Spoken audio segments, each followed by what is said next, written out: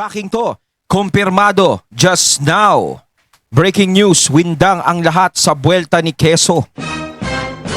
Ayan, syempre itong balitang ating matutunghayan ngayon ay nagmula kay Balitang Pinoy TV. At ito po ang inyong lingkod na si BT na magbibigay ng reaksyon at komento dito sa video na ating matutunghayan ngayon. At huwag na natin pagtagalin at sabay-sabay na natin panoorin ang laman ng video na hatid sa atin ni Balitang Pinoy TV at bibigyan natin ng reaksyon ang balitang ito. Pasok! Balitang Pinoy TV. Magandang araw sa inyong lahat. Ako po si Banat Bay. Good morning. Ayan, syempre bago natin simulan ng video ito, nais ko nga pala magbigay ng credits dito sa boses at video na matutunghayan natin. Syempre, nagmula yan kay Banat Bay. Ayan yung bibigyan natin ng reaksyon mga katunay. At syempre, huwag niyong kalimutan mga katunay na bumisita sa channel ni Banat Bay. And syempre, huwag niyong kalimutang mag-subscribe para maging updated po tayo sa mga vlogs na nilalabas ni Sir Banat Bay. Syempre, isa yan sa idol natin. At talagang kapag nagbablog yan, sa lahat ng mga ano ni Sir Banat Bay, mga reaksyon niya is talagang kwela. No? Talagang kwela talaga para sa akin si Banat Bay. Ha? Pagpatuloy natin. Good afternoon and good evening. Hello po sa inyong lahat. Ito na nga po, pag-usapan na po natin. Alam niyo mga kababayan, ang masama po kasi dito, nahihirapan tuloy yung mga tao, mga Pilipino, i-discern ng katotohanan kung pati tayong mga Duterte supporter ay nagiging chismoso-chismosa na rin. Ayun. Real talk tayo. Kaya dapat, mga kababayan, stick tayo dun sa katotohanan. Kasi what we are fighting for is the truth. Ang pinaglalaban nating katotohanan and injustice in our country. Kung hahaluan natin ng chismis at propaganda na ginagawa ng mga pinklawan, na ginagawa ng NPA, anong pinagkaiba natin? Same tayo. Diba? Magiging pareho lang tayo nila. Anak ng puta, kaya tayo nakikipaglaban dito para nga baguhin yun eh. Tapos ganyan naman din palang gagawin natin. So dapat doon tayo. May Kaya puto. nakakatuwa itong nangyari sa mga press briefing ni Cheese. Kasi naglalabasan ng chismis dito. Anong chismis? Kesyo binayaran daw si Cheese. Kaya Kesyo takot daw si Cheese kay VP Sara Duterte. Yung mga ganyang eksena. Sa totoo lang, ang ganda ng paliwanag ni Cheese Escudero dito. Ayan. Pakinggan ninyo ha. Interesado tayo dyan. Game. Update saan? Your update sa summons and orders lang po. Officially, wala pa kaming natatanggap. Kaugnay ng mga order na binigay namin, puro social media lamang ng mga sagot ang nababasa ko. Pero officially, Ayan, katulad niyan, di ba? Halimbawa, yung mga congressman, ito yung yung nagtipon-tipon tong prosecution, kesa nasagutin ang Senado, kesa na mag-file sa Supreme Court ng parang petition against to sa remand ng Senado, anong ginawa nila? Humarap sa social media. Humarap sa media. Yun nga yung nangyari, di ba? Tama yung sinasabi ni Sir Banat Bay. Di ba? Kumbaga, dapat i-apelan nila sa Supreme Court yan. Dali nila kung meron silang reklamo about doon sa naging desisyon ng Senado. Di ba? Kaso nga lang, syempre, parang dinala nila sa social media yung usapan eh. Nagsasalita sila ng ganito, ganyan, ganyan. Binibirya nila yung Senado, kung ano-anong sinasabi sa Senado, yung mga desisyon nila, ganyan. Mali daw, hindi dapat, hindi tama. Ganto, ganyan, ganon. Diba? Kaysa nga naman magsalita sila ng magsalita at bumuga ng sama ng loob nila, bakit hindi nila iakyat yan sa Supreme Court at doon sila maghain ng reklamo? Diba? Para talaga magkaalaman. Diba? Kasi parang dito parang nangyayari parang lang tayo eh. Diba? Parang gusto lang natin mapansin, parang gano'n. Na hindi naman diba? Kasi kung nakikita nilang may masama sa naging desisyon, doon nila dalhin sa tama. Sa legalidad nila dalhin. Diba? Kasi ito parang si Cheese. Gusto nito mga legalidad ng mga tirada. Illegal natin yan. Hindi illegal ha. Illegal natin. Gawing legal. Yan. Parang gano'n. Post, sagot ng kung ano-ano. Nakalimutan ata nila, nag-convene na ang court. When you say nag-convene na ang court, dapat simula na yung trial nga. Di ba? So, ibig sabihin, ikaw, hindi ka na congressman. Prosecutor ka na. Parte ka na ng prosecution. So ibig sabihin, you are part of the court now. So everything na i-discuss mo should be discussed in the court, not in social media. As a matter of fact, meron yang ganyan, di ba? Na batas. Hindi pa pwede mga abogado nagsasalita sa media, dadaldal ng kung ano-ano. Tama. Nakikita nga natin yun eh. Kapag may kliyente sila, kapag kinakausap mo yung abogado, talagang tipid sila magsalita, tipid silang sumagot. Diba? Ultimo yung kliyente nila, hindi naman talaga nila pinagsasalita. Dapat sa korte. Lahat kasi ng sasabihin mo, lahat ng pag-uusapan, sa korte yan. Hindi para iparang ipamukadkad mo sa social media.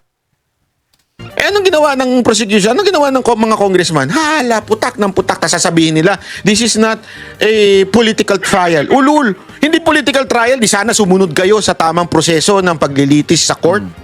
Which is hindi kayo dapat nagsasalita sa media. Dapat idinidiretso ninyo sa court. Eh ano, nag-hire pa sila ng spokesperson. Talagang para dumaldal. Alam mo kung bakit sila nag-hire ng spokesperson? Sa tagal ng panahon, no? Dati ba, ito isasabi ko sa tagal ng panahon, parang ngayon ko lang napansin na ang Kamara ay nagkaroon ng sariling spokesperson. Pero kayo mga katunay, ha? Meron na bang spokesperson dati pa sa Kamara? Ayan baka mamaya, syempre alam nyo, di ba? O baka mamaya, syempre sinasabi ko, ako lang yung makakaalam na ngayon lang nagkaroon, tapos kayo mga katunay, alam nyo na meron pala. Kasi parang nakakapanibago, di ba? Nagkakaroon lang ng spokesperson is yung Malacanang, yung palasyo, yung presidente, talagang meron siyang tagapagsalita. Eh dito, parang pati yung Kamara, nagkaroon na ng tagapagsalita. So kung meron ng mga tagapagsalita, may karapatan palang magkaroon ng tagapagsalita yung bawat ano. Pati Senado, pwede rin magkaroon ng tagapagsalita. Pati yung Vice President, pwedeng magkaroon ng tagapagsalita. Diba? Parang may mga ano na. Kasi nga, bawat isa sa kanila bida-bida. Siguro napagalitan din. Pwede ba, tumahimik na kayo dyan? Isa na lang ang magsasalita para sa ating lahat. Kasi lahat sila daldal ng daldal eh. Kanya-kanya sila eh. Pag pinanood nyo yung kanilang press briefing, iba-iba sila na sinasabi. Yung isa sila... Parang mamaya may madulas pa mabulyaso pa tayo. Diba? Kasi pag mga sabay-sabay yung nagsasalita eh. Pag hindi nagtugma-tugma yan, yari eh. Nasabi nila na magsasubmit sila sa ginawa ng Senate. Meron naman tong isa sinasabi ang constitutional. Tangina pa, iba-iba ang sinasabi ng prosecution. Dapat iisa yun eh. Kasi nga, ano ka na eh, korte ka na eh. Dinidemanda ninyo pinoprosecute nyo ngayon ng itong si BP Sara Duterte. So dapat iisa yung voice ng mga abogado na yun. Tama. Eh anong nangyayari? Kanya-kanyang bida-bida. Ayan, kumuha siguro, kaya sila siguro kumuha ng spokesperson. Baka tama na yung daldal natin, tama na yung bida-bida natin. Anyway, tapos na yung election eh. Gago! So isa na lang magsasalita yan, kaya tuloy nag-hire sila. Wala pang natatanggap ang korte. Mula sa Kamara o mula man kay Vice President Sara. Sir, kailangan bang i-publish pa? May sinabi kasi si Spokes Tanggol kanina. Kailangan i-publish pa nila yung certification or pwedeng i-send lang nila sa inyo tas okay na yun?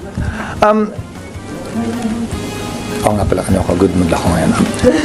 hindi ko na sabihin tulad ng sinabi ko. Lahat ng komunikasyon ngayon sa pagitan ng prosecution at ng nasasakdal ay sa pamamagitan na ng pleadings. So kailangan isumite nila yan sa korte sa pamamagitan ng pleading. Yon ay dokumentong legal yon na naayon sa rules of court. So kung resolution man yon ng Kamara, kailangan nilang i-attach yon sa isang pleading na ang tawag ay compliance kaugnay sa order ng impeachment court. Yes. Yung compliance. So, kailan dapat yung compliance ng HREF? Kasi yung sa number 2 dun sa order, hindi pa rin na po yung makakomply. Totoo naman yun at parang hindi naman namin alam yun. Kaya nga nakalagay doon, di ba? Compliance kaugnay sa pagsunod sa 1-year ban. Yan ay kailangan isumite ng 19th Congress. At compliance kaugnay sa desidido pa ba silang ituloy ito sa panibagong Kongreso dahil hindi nga pwedeng i-bind ng 19th Congress, 19th House, ang 20th House. So yun, dapat ibigay naman ng 20th Congress. Klaro at maliwanag yun.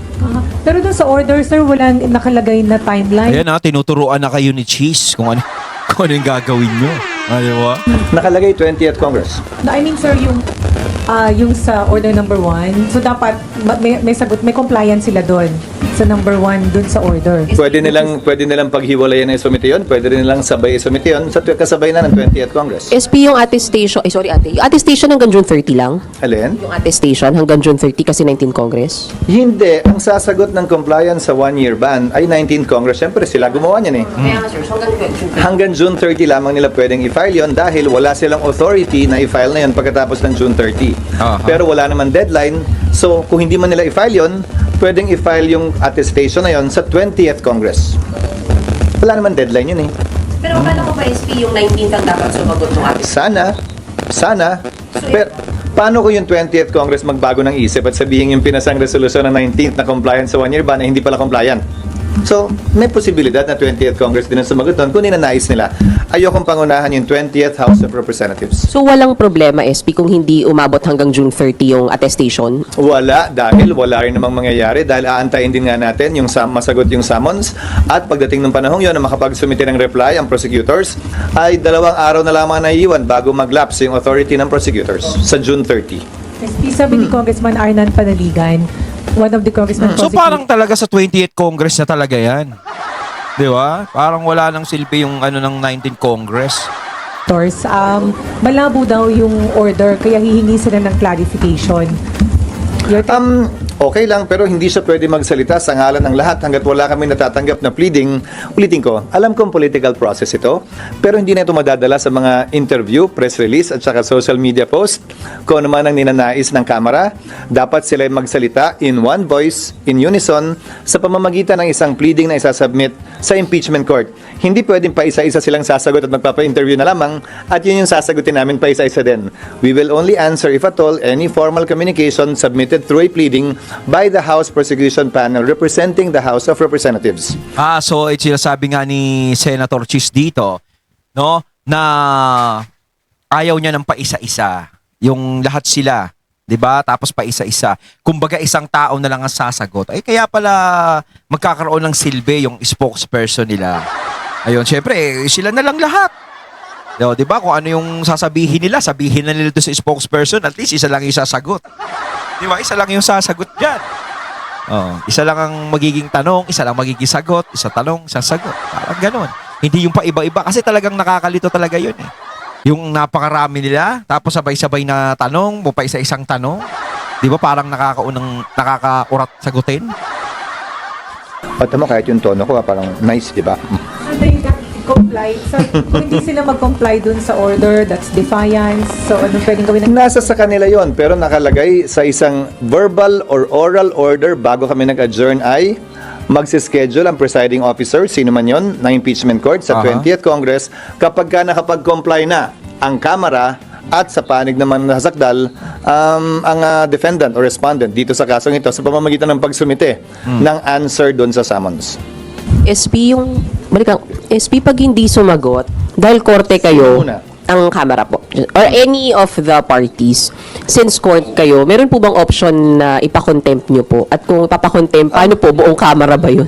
Kasama yan sa poder, sa power ng impeachment court dahil nga suppletorily applicable ang rules of court. Subalit, magkaiba. Sa parte ng nasasakdal, meron siyang option na hindi sumagot. May procedure din kung sakasakaling gawin yon.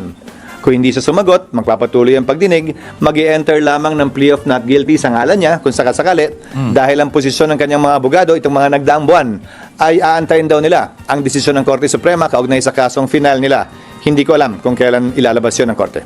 What about yung House SP Sa ko? panig ng Kamara, desisyon niya ng impeachment court pagdating ng 20th Congress kung may papataw na parusa, pero definitely pagpapaliwanagin muna sila kung bakit hindi sila nagsumite ng kanilang compliance. At saka, Ang weird no? akala ko ba interesado silang gawin ito? So, Kaya nga ang weird niyan eh. Tsaka yung sinasabi nga, akala ko ba napaka-interesado silang gawin ito.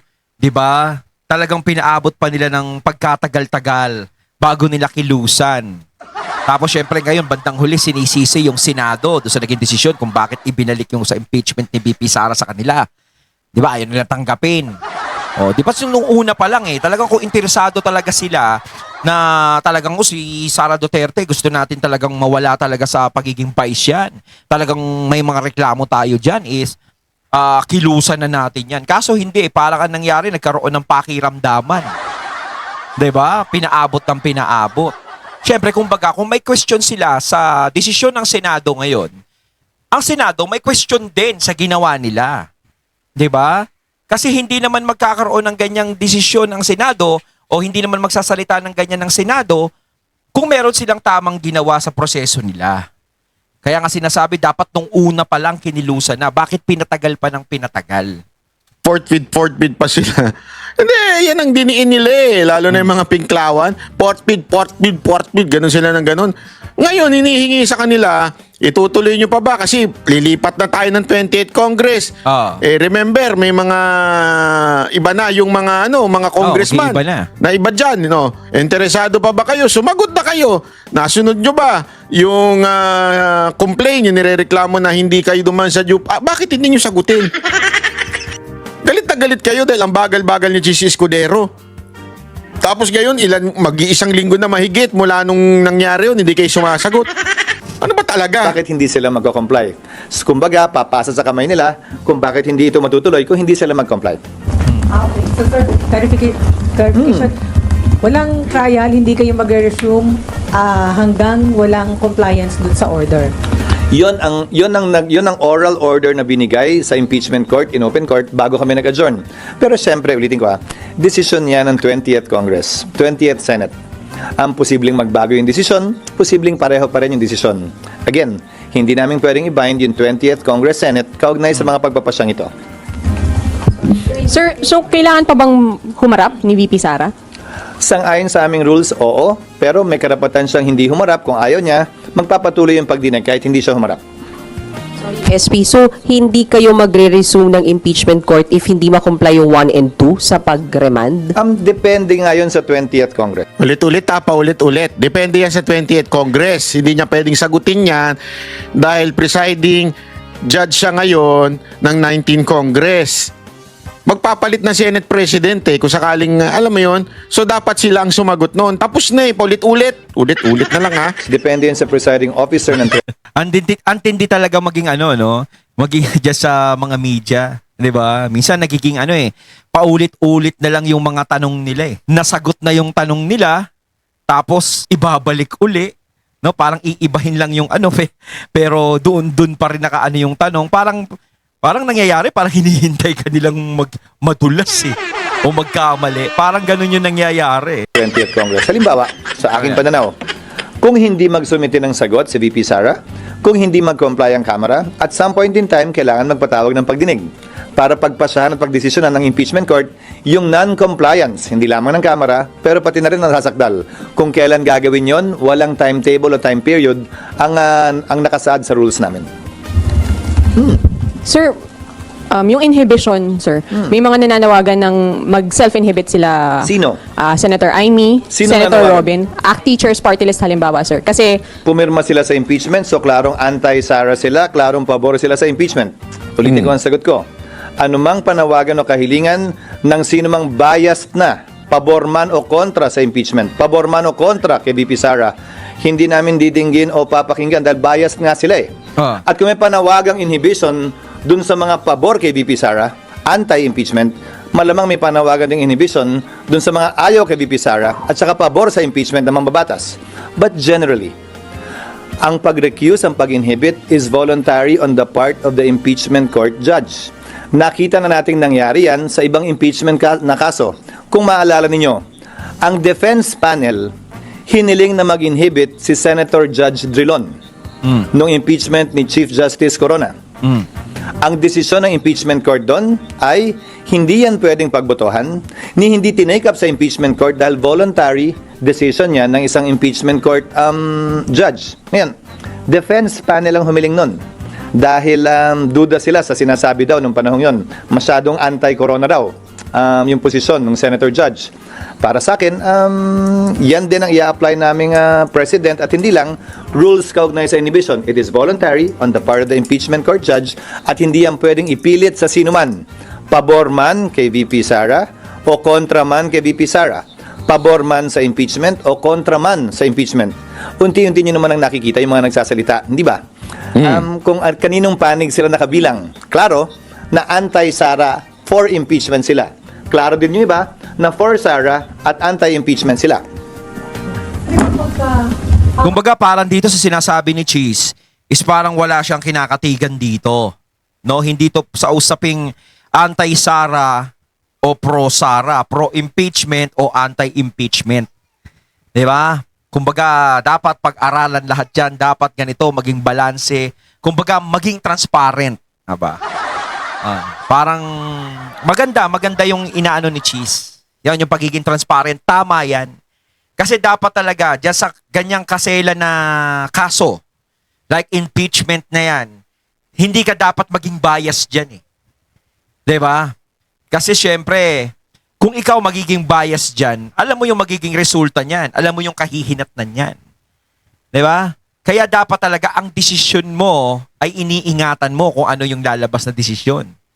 'Di ba? Dapat pinag-aaralan mo. At talagang importanteng bagay talaga na dapat mong gawin ay yung pagiging transparent talaga. Kasi mahirap talaga na kapag ikaw ay nagkamali ka ng desisyon, nagkamali ka ng ano, is yung may masasabi sa iyo yung mga tao, lalong-lalo na isa kang politiko. 'Di ba? Maaaring tumakbo ka sa mga susunod at ayan ang ikabagsak mo. 'Di ba? Lalong-lalo na yung ganon. Kaya dapat talaga is meron kang pag-iingat. At tama din naman yung sinasabi niya, uulitin ko, parang pinapakita niya rito is yung pagiging transparent na dapat naman talaga niyang gawin. Ang boto na kailangan ay based dun sa number of seats or based sa 24. So kung marami maging higit kung sakali, maapektuhan yun. Hindi mangyayari yun sa pananaw ko. Hypothetical na naman yan. Nakasaad sa rules at ayon din sa ruling ng chair ng impeachment ni Chief Justice Corona na magsisilbing president. Pwede lamang matanggal sa bilang ang sinumang senator judge kapag tinanggal sila bilang senador sa ilalim ng ethics at disciplinary procedure ng Senado. Hindi Kasi ang issue dito yung pinapa-inhibit yung yung mga judges, halimbawa tulad ni Senator Robin at saka nila Bato, at saka ni Amy, pinapa-inhibit sila dahil nga daw bias kay VP Sara Duterte o definitely anti-impeachment. That is so unfair kasi Oo, tama. paano naman yung iba? 'Di ba? Ang sinasabi nila dahil nga in-endorse ni VP Sara Duterte, especially yung Duterte, yung may mga papasok pa, katulad ni Marcoleta, sandali. Paano naman yung in-endorse ni ngayon? Putak ng putak si Soto. 'Di ba? Na tipong mali ang ginagawa ng Senado. Would you consider that na dapat mag-inhibit din siya? Kaya nga there is Oo, no tama. Parang magiging unfair naman yun kung, di ba, yung mga kakampi ni VP Sara is di ba? Hindi naman dapat ganun. Di ba? Yung iba nga dyan eh. Di ba? Kanino bang mga bata-bata yun? Ay nako. specific rule o law na dapat mag-inhibit. Meron kasing isa ako narinig na comment. Ay, si pangalan nito. May laging sablay na ini-interview ng TV5. Yung abogado nila doon. Yung in-house abogado nila na sablay. Pangalan nun. Nakalimutan ko na yung pangalan nung walang yun eh. Sinabi niya, kasi daw sa court, nag-i-inhibit ang judge. Kunwari merong nakitang bias, which is mag-i-inhibit lang ang judge pag siya mismo nagdesisyon mag-inhibit. Nagigets nyo? You know why? Sabi ko nga sa inyo, dahil nga sa dami ng nadadanasan kong hearing patungkol sa mga ganyan, meron kami mga pina-inhibit na judge eh. Dahil nakitaan namin ng koneksyon doon sa nag-aakusa. Oh. Pero again, it is sa kanilang sa kanilang kagustuhan o kanilang will. Hindi mo pwedeng i-insist na mag-inhibit yung particular na judge na yon. Okay? Ngayon, paano mangyayari kung sakaling talaga makitaan ng bias? You can run sa CA or the Supreme Court. Di ba? Pwede yun. Pwede din But doon. still, on this particular case, this is not an ordinary court wherein walang above court dito sa Senate impeachment court. Kaya nga, the law says they are the sole authority. When you say sole authority, walang kasama. Ibig sabihin, exclusive authority ang nasa Senate. So walang pwedeng magsabi sa kanila, oy, ikaw mag-inhibit ka. Ibig sabihin, kung ano yung talagang kagustuhan lamang ng senador o Senate judge na yon, yun lang ang pwedeng mag-inhibit. Pwede niyang sabihin na, ako, ayoko na. Kasi talagang walang pwedeng magsabi. Okay? Pero hindi ko maintindihan, pilit sila ng pilit. Tinan mo yung side ng media, pilit sila ng pilit. Bakit hindi nila tinatanong yung mga katulad ni Ontiveros? Di ba?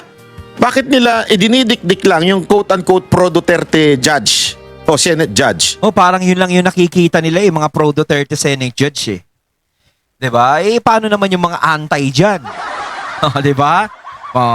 Mahirap naman yung ganun. Talagang kapag sila lang ang namahala diyan, talagang alam na natin kung ano magiging sitwasyon ni VP Sara diyan. 'Di ba? Kaya para sa akin, kahit naman may pro, may anti, okay nga yan eh. 'Di ba? Kasi parang natatakot sila sa mga anti-impeachment eh. 'Di ba? Kasi ito sila Honti yan, mga pro yan eh. Pro-impeachment yan, tapos anti-Duterte yan. 'Di ba dapat pag ikaw judge ka, hindi ka anti, hindi ka pro. Ngayon kung sisilipan nila ng butas yung mga pro, yung mga anti-impeachment, tapos yung mga pro-Duterte, dapat silipin din yung mga anti-Duterte, yung mga pro-impeachment yan. Di ba? Di ba? Bakit hindi nila tinatanong yung kabila? Kasi nga po, ewan ko kung ba yan. Pag-inhibit bilang impeachment judge. Ayun, natating natunghayan ng video na nagmula kay Balitang Pinoy TV. At syempre natunghayan natin ang boses na yun na binigyan natin ng reaksyon, walang iba kundi si Banat Bay. Kayo mga katunay, anong masasabi nyo tungkol dito? Comment lang po kayo sa comment box. So once again, I'm BT and I'm out. Peace.